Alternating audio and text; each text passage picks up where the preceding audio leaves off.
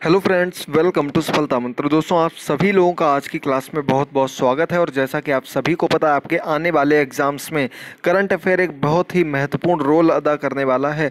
तो उसी को ध्यान में रखते हुए आपको अभी मंथली करंट अफेयर्स के क्वेश्चंस कराए जाएंगे, जिसमें कि आज हम लोग शुरू कर रहे हैं अगस्त 2020 के इंपॉर्टेंट क्वेश्चंस को। ये सभी क्वेश्चंस आपके एग्जाम्स के लिए बहुत ही ज़्यादा इंपॉर्टेंट हैं और आपके अगस्त 2020 की करंट अफेयर का ये है हमारा पार्ट 1। इसमें आपको अगस्त से संबंधित बहुत ही इंपॉर्टेंट क्वेश्चंस पूरी व्याख्या के साथ समझने को मिलेंगे। पूरी क्लास को एंड तक जरूर देखिएगा, अपने सभी दोस्तों के साथ शेयर करिएगा और इसी तरह के अन्य पार्ट्स को पाने के लिए कमेंट बॉक्स में कमेंट करके जरूर बताइएगा, ताकि आपको ऐसी ही और क्लासेस मिल सकें। कुछ पुरानी क्लासेस के लिंक नीचे दिए गए, डेली आपको सुबह क्लास दी जाती है। अच्छे से पूरी अपनी तैयारी करिए और अगर कोई डाउट हो तो पूछते रहिए। तो चलिए हम लोग बढ़ते हैं पहले क्वेश्चन की ओर। पहला क्वेश्चन आपके सामने है, देखिए क्या दिया गया। हाल ही में किस खिलाड़ी ने संन्यास ले लिया? तो दोस्तों, हाल ही में क्रिकेटर्स ने संन्यास लिया है। इनमें से कौन? महेंद्र सिंह धोनी, सुरेश रैना, ए और बी दोनों, या इनमें से कोई नहीं? तो दोस्तों, आपका सही आंसर हो जाएगा यहाँ पर दोस्तों महेंद्र सिंह धोनी और सुरेश रैना, ये दोनों आंसर बिल्कुल सही हो जाएंगे। आपका correct answer C number option हो जाएगा। इसमें 15 अगस्त को शाम को एक ट्वीट के माध्यम से, एक इंस्टाग्राम स्टोरी के माध्यम से, पोस्ट के माध्यम से महेंद्र सिंह धोनी और सुरेश रैना, इन दोनों लोगों ने संन्यास ले लिया है अपने कैरियर से। आगे बढ़ते हैं अगले क्वेश्चन पर। क्वेश्चन नंबर 2 आपके सामने है और क्वेश्चन नंबर 2 दिया गया, किस राज्य सरकार में मंत्री व पूर्व क्रिकेटर चेतन चौहान का हाल ही में निधन हो गया? उत्तर प्रदेश, दिल्ली, महाराष्ट्र, या इनमें से कोई नहीं? तो दोस्तों, कोविड-19 के चलते काफ़ी देश को हानि हुई है। उसी हानि में जुड़ते हुए हाल ही में एक पूर्व क्रिकेटर और एक राज्य सरकार में कैबिनेट मंत्री का निधन हो गया। उनका नाम था चेतन चौहान और आप लोगों ने सुना होगा उत्तर प्रदेश सरकार में कैबिनेट मंत्री थे। उनका हाल ही में निधन हो गया। क्वेश्चन नंबर 2 का आपका ए नंबर ऑप्शन बिल्कुल सही हो जाएगा। आगे बढ़ते हैं क्वेश्चन नंबर 3 पर। देखिए, बहुत इंपॉर्टेंट क्वेश्चन है। हाल ही में जारी स्वच्छ सर्वेक्षण 2020 के अनुसार सबसे स्वच्छ शहर कौन सा है? यानी कि जो स्वच्छता सर्वेक्षण 2020 का अभी रिजल्ट जारी किया गया था, इसमें सबसे स्वच्छ शहर कौन सा माना गया? तो सबसे स्वच्छ शहर की बात की जाएगी तो आपका आंसर हो जाएगा दोस्तों बी नंबर ऑप्शन, इंदौर। लगातार चौथी बार इंदौर फर्स्ट पोजीशन पर रहा है स्वच्छता सर्वेक्षण में। नंबर 2 की बात की जाए तो नंबर 2 पर रहा है सूरत, नंबर 3 पर रहा है नवी मुंबई। याद रखिएगा, ये स्वच्छता सर्वेक्षण की लिस्ट में 1st, 2nd और 3rd की सूची है। इसी सीरीज में आगे बढ़ाते हुए अगर आपको राजधानियों के आधार पर बताया जाएगा, सभी राजधानियों में जो राजधानी 1st पर आई है वो आपकी आई है दिल्ली। दिल्ली नंबर 1st पर रही है। और इसी के साथ अगर राज्यों की बात की जाए तो उसमें आपका छत्तीसगढ़ नंबर 1st पर रहा है। ये आपके लिए कुछ महत्वपूर्ण जानकारी है जो आपको याद रखनी है। छत्तीसगढ़ और दिल्ली भी इम्पॉर्टेंट टॉपिक के अंतर्गत आते हैं। इंदौर लगातार चौथी बार इसमें 1st पोजीशन पर आया है। आगे बढ़ते हैं अगले क्वेश्चन पर। तो अगला क्वेश्चन है, हाल ही में किस देश ने भारत के लिए 3 मिलियन पाउंड का इनोवेशन चैलेंज फंड लॉन्च किया है? तो दोस्तों, भारत के साथ मिलकर के एक देश ने भारत में ही 3 मिलियन पाउंड का इनोवेशन चैलेंज फंड जारी किया है। और ये इनोवेशन चैलेंज फंड लोगों को, बच्चों को जागरूक करने के लिए, उनको स्टार्टअप्स के लिए मोटिवेट करने के लिए, उनको अलग अलग चीज़ों के बारे में आगे बढ़ाने के लिए किया गया है। और इसकी शुरुआत की है ब्रिटेन ने। सही आंसर इसका ए नंबर ऑप्शन हो जाएगा दोस्तों। ब्रिटेन ने 3 मिलियन पाउंड का इनोवेशन चैलेंज फंड लॉन्च करने की बात कही है भारत में। अगला क्वेश्चन 5 नंबर क्वेश्चन है, हाल ही में सत्यपाल मलिक को किस राज्य का नया राज्यपाल नियुक्त किया गया है? गोवा, जम्मू कश्मीर, मेघालय या फिर मिजोरम? तो दोस्तों, सत्यपाल मलिक की बात की जाए तो सबसे पहले ये जम्मू कश्मीर के राज्यपाल थे, लेकिन जब केंद्र शासित प्रदेश बन गया तो वहाँ से हटा करके गोवा के राज्यपाल बना दिए गए थे। गोवा के राज्यपाल से फिर इनको शिफ्ट कर दिया गया मेघालय के राज्यपाल के रूप में। सही आंसर इसका आपका हो जाएगा सी नंबर ऑप्शन, मेघालय राज्य के राज्यपाल नियुक्त किए गए हैं सत्यपाल मलिक। याद रखिएगा। आगे बढ़ते हैं क्वेश्चन नंबर 6 की ओर।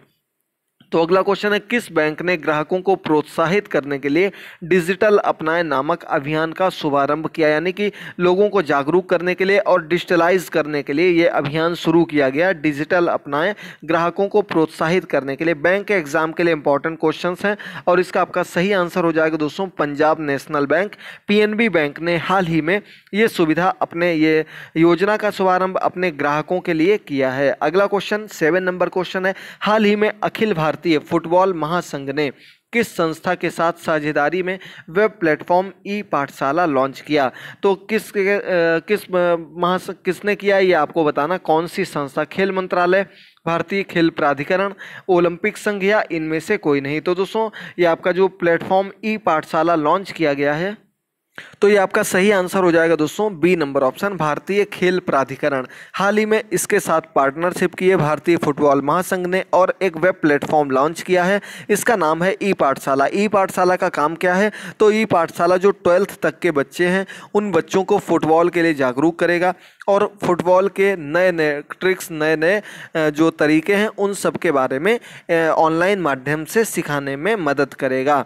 आगे बढ़ते हैं अगले क्वेश्चन पर। क्वेश्चन नंबर 8 आपके सामने है, किस देश ने राष्ट्रीय सुरक्षा का हवाला देते हुए चीनी ऐप्स iQIYI और टेंसेंट पर बैन लगा दिया है। भारत, सिंगापुर, अमेरिका व ताइवान, इनमें से कौन सा ऑप्शन सही हो जाएगा। तो दोस्तों चाइनीज़ ऐप्स हैं iQIYI और टेंसेंट, ये सभी दोनों बहुत बड़ी कंपनियां हैं जो अलग अलग ऐप्स को चलाती हैं और इन पर बहुत बड़े आरोप लग रहे थे। उनमें सबसे बड़ा आरोप जो था वो ये था कि ये अपने देश का, यानी कि किसी भी जिस देश में होती है उस देश का डेटा चाइना को शेयर करती हैं। तो उसी सीरीज में पहले भारत ने इन ऐप्स पर बैन लगाया था, लेकिन हाल ही में ताइवान सरकार ने इन पर बैन लगाया है। iQIYI टेंसेंट नाम दिया गया है, तो आपको आंसर करना है ताइवान। याद रखिएगा सबसे सही आंसर आपका डी नंबर ऑप्शन हो जाएगा। इसके साथ ही साथ भारत ने एक बार 59, दूसरी बार 47 कुल ऐप्स को भारत में बैन कर दिया। उसमें सबसे बड़ी ऐप टिकटॉक भी शामिल है, कैम स्कैनर शामिल है, अन्य भी ऐप्स शामिल हैं। अगला क्वेश्चन 9 नंबर क्वेश्चन, हाल ही में किस राज्य सरकार ने सभी सेवारत व सेवानिवृत्त सैनिकों को ग्राम पंचायत प्रॉपर्टी टैक्स से छूट देने का फैसला किया है। यानी कि जितने भी सेवारत और सेवानिवृत्त सैनिक हैं इनको ग्राम पंचायत प्रॉपर्टी टैक्स जो देना होता है वो नहीं देना पड़ेगा। तो ये किस राज्य की हम बात कर रहे हैं, महाराष्ट्र की, सिक्किम की, उत्तराखंड की या फिर तेलंगाना की। तो इसका सही आंसर हो जाएगा दोस्तों ए नंबर ऑप्शन, महाराष्ट्र सरकार ने ग्राम पंचायत प्रॉपर्टी टैक्स में इन सभी को छूट देने का फैसला किया है। सही आंसर आपका ए नंबर ऑप्शन हो जाएगा। अगला क्वेश्चन देखिए जल्दी से, किस अंतर्राष्ट्रीय संस्था ने, किस भारतीय केंद्रीय जल आयोग ने पिछले महीने में पूरे भारत में बाढ़ पूर्वानुमान जारी करने में पहल की। कौन सी अंतर्राष्ट्रीय संस्था है जिसने भारतीय केंद्रीय जल आयोग के साथ मिलकर के बाढ़ के पूर्वानुमान के लिए एक पहल की शुरुआत की है। माइक्रोसॉफ्ट, एप्पल, गूगल या उपरोक्त सभी, कौन सा ऑप्शन आपका सही हो जाएगा। तो इसका आपका सही आंसर हो जाएगा दोस्तों सी नंबर ऑप्शन। गूगल एक अंतर्राष्ट्रीय संस्था, एक कंपनी है, इंटरनेशनल कंपनी है और इस कंपनी ने हाल ही में बाढ़ के पूर्वानुमान के लिए ये पहल शुरू की है। याद रखिएगा। आगे बढ़ते हैं अगले क्वेश्चन पर। अगला क्वेश्चन आपके सामने है, देखिए जल्दी से। क्वेश्चन नंबर 11 क्या दिया गया है, हाल ही में किस प्रदेश ने घोषणा की कि प्रदेश की सरकारी नौकरियां अब केवल राज्य के बच्चों को ही दी जाएंगे। भी हाल ही में ये फैसला लिया गया, एक सरकार ने, एक राज्य सरकार ने फैसला लिया है। वो कौन सी राज्य सरकार है ये आप लोगों को बताना है। तो इसका आपका सही आंसर हो जाएगा B number option, Madhya Pradesh सरकार ने हाल ही में ये फैसला लिया है जिसके अंतर्गत सभी सरकारी नौकरियां अब प्रदेश सरकार के लिए ही होंगी। ये इस फैसले के अंतर्गत बताया गया है। 11 नंबर क्वेश्चन का बी ऑप्शन बिल्कुल सही हो जाएगा। आगे बढ़ते हैं क्वेश्चन नंबर 13 पर। तो हाल ही में भारत ने किस देश के साथ संयुक्त आयोग की बैठक के 13वें सत्र का आयोजन किया। संयुक्त आयोग की बैठक की थी भारत ने एक देश के साथ, उसके 13वें सत्र का जो आयोजन किया वो किस देश के साथ किया। ईरान, इजराइल, सऊदी अरब या फिर अमेरिका। क्वेश्चन नंबर 12 सही आंसर क्या हो जाएगा। तो इसका आपका सी नंबर ऑप्शन सही हो जाएगा दोस्तों। सऊदी अरब बिल्कुल सही आंसर हो जाएगा। सऊदी अरब ने अभी हाल ही में इंडिया के साथ मिलकर के 13वें सत्र का संयुक्त आयोग की बैठक का आयोजन किया। इसमें कई फैसले लिए गए, कई समझौते भी किए गए जो कि दोनों देशों के हित में थे। अगला क्वेश्चन नंबर 13, जीपी गर्ग को किस संस्था का कार्यकारी निदेशक नियुक्त किया गया? सेबी, बीएसई, सीआरपीएफ या फिर खेल प्राधिकरण? तो दोस्तों जीपी गर्ग को हाल ही में सेबी का कार्यकारी निदेशक नियुक्त किया गया। सेबी एक संस्था होती है जो कि मुख्य रूप से जो भी शेयर मार्केट वगैरह होती है उनकी निगरानी करने के लिए एक संस्था होती है। इसके कार्यकारी निदेशक चुने गए हैं जीपी गर्ग, याद रखिएगा। इसका मुख्यालय मुंबई में है। अगला क्वेश्चन आपके सामने है 14 नंबर क्वेश्चन। हाल ही में किस राज्य सरकार ने पढ़ाई तुहार पारा नामक नई छात्र केंद्रित योजना शुरू की? पंजाब, उत्तर प्रदेश, छत्तीसगढ़ या फिर तमिलनाडु? तो इसका नाम है, पहल का नाम है पढ़ाई तुहार पारा और ये शुरू की गई है छत्तीसगढ़ राज्य में। डी नंबर ऑप्शन बिल्कुल सही हो जाएगा। बच्चों को पढ़ाई के लिए छात्र केंद्रित योजना शुरू की गई ताकि घर बैठे उन बच्चों को आराम से पढ़ाया जा सके और वो आसानी से पढ़ सकें। इस नई योजना को शुरू किया गया। क्वेश्चन नंबर 15, हाल ही में किस देश ने भारतीय मूल के एक चिकित्सक रवि सोलंकी को महामारी सेवा के लिए पुरस्कृत किया है? तो किस देश में इनको पुरस्कृत किया गया है आपको बताना। रवि सोलंकी नाम है इनका और इनको पुरस्कार दिया गया ब्रिटेन में। ब्रिटेन में ये डॉक्टर के पद पर कार्यरत हैं, डॉक्टर हैं और इन्होंने कोविड-19 के चलते वहाँ पर बहुत अच्छा कार्य किया। इसकी वजह से इनको महामारी सेवा के लिए पुरस्कृत किया गया। इनके अलावा अन्य लगभग 19-20 लोग थे जिनको और पुरस्कृत किया गया है। अगला 16 नंबर क्वेश्चन है, हाल ही में किसको सीमा सुरक्षा बल का महानिदेशक नियुक्त किया गया? राकेश अस्थाना, वीएसके कौमुदी, मुर्मू या इनमें से कोई नहीं? तो दोस्तों सीमा सुरक्षा बल बीएसएफ जिसको बोलते हैं, बॉर्डर सिक्योरिटी फोर्स, ये हाल ही में इसके महानिदेशक नियुक्त किए गए राकेश अस्थाना। सही आंसर आपका ए नंबर ऑप्शन हो जाएगा क्वेश्चन नंबर 16 का। याद रखिएगा प्रत्येक क्वेश्चन बहुत ही इंपॉर्टेंट है, अगस्त के करंट अफेयर हैं और आगे आने वाले सभी मंथ के जितने भी करंट अफेयर्स के क्वेश्चंस होंगे वो सब आप लोगों को बहुत अच्छे ढंग से पढ़ने हैं। आपके आगामी सभी एग्जाम्स के लिए बहुत ही ज़्यादा इंपॉर्टेंट हैं। तो अगला क्वेश्चन है, किस देश ने दार्चुला जिले में भारत के साथ सीमा पर सशस्त्र पुलिस बल की एक बटालियन तैनात की है? तो ये आपको बताना है। दार्चुला जिला है और ये कहाँ पर है? तो इसका आंसर हो जाएगा दोस्तों नेपाल। नेपाल देश में दार्चुला जिले में जो भारत की सीमा टच करती है वहाँ पर उन्होंने अपनी एक बटालियन तैनात कर दी है। अभी तक ऐसा कभी नहीं हुआ था कि भारत नेपाल के मध्य इस प्रकार की स्थिति बनी हो। क्वेश्चन नंबर 18, हाल ही में किसको भारत के चुनाव आयुक्त के पद से किसने चुनाव आयुक्त के पद से इस्तीफा दे दिया? दिवाकर गुप्ता, अशोक लवासा, राजीव महर्षि या इनमें से कोई नहीं? तो इसका आपका दोस्तों सही आंसर हो जाएगा अशोक लवासा। इन्होंने अभी हाल ही में चुनाव आयुक्त के पद से इस्तीफा दे दिया क्योंकि इनको एशियन डेवलपमेंट बैंक में उपाध्यक्ष के पद पर नियुक्त किया गया है। तो ये वहां पर अपना पद संभालेंगे और चुनाव आयुक्त के पद से इन्होंने इस्तीफा दे दिया। एडीबी में इनके पहले जो थे दिवाकर गुप्ता उपाध्यक्ष थे, उनका कार्यकाल पूरा होने के बाद उनकी जगह पर अशोक लवासा को चुना गया है। अब इनके स्थान पर जो नए चुनाव आयुक्त बनाए गए वो अगला क्वेश्चन आपको बताएंगे। अभी एक बार याद कर लीजिएगा, राजीव कुमार इनका नाम है। इंपॉर्टेंट क्वेश्चन है, 100% आपके एग्जाम में पूछा जा सकता है। अगला 19 नंबर क्वेश्चन, हाल ही में किस कंपनी ने आईपीएल 2020 के टाइटल स्पॉन्सरशिप राइट्स हासिल किए? तो दोस्तों आईपीएल 2020 जो कि यूएई में होने वाला है उसको लेकर चाइनीज कंपनी वीवो को हटा दिया गया स्पॉन्सरशिप के लिए। इसके बाद दोबारा से बिडिंग की गई और इसमें आईपीएल में जो स्पॉन्सरशिप के लिए कंपनी सामने आई उसका नाम है ड्रीम 11। इसने इस जो स्पॉन्सरशिप राइट्स है 222 करोड़ रुपए में खरीदे हैं।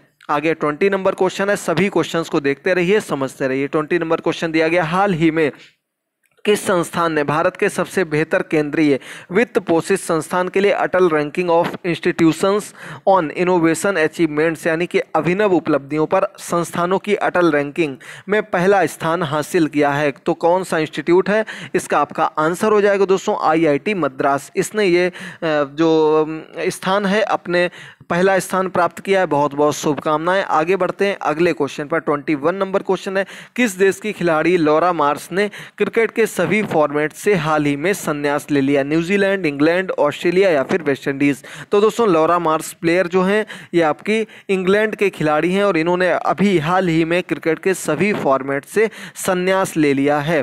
अगला क्वेश्चन है दोस्तों, देखिए जल्दी से क्या दिया गया। विश्व मानवता दिवस कब मनाया जाता है? तो हाल ही में विश्व मानवता दिवस मनाया गया 29 जुलाई, 20 अगस्त, 14 अगस्त या फिर 19 अगस्त। सही आंसर क्या हो जाएगा?